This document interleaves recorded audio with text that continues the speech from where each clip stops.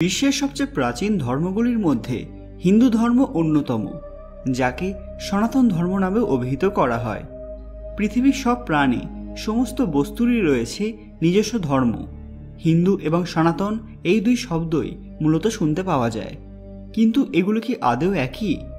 অনেকেই জানতে চান তাহলে প্রকৃত সনাতনী কে, আর হিন্দুই বা কারা, এবং সনাতন ধর্মের মধ্যে মূল পার্থক্য কী?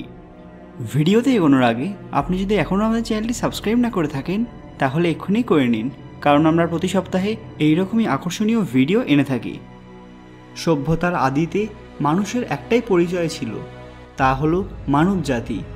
পরবর্তী সময়ে সূচনা হয়েছে ধর্মের। সনাতন শব্দের অর্থ হলো প্রাচীন, ফলে অনেকেই মনে করেন যে পৃথিবীর সমস্ত প্রাচীন ধর্মের উৎস সনাতন।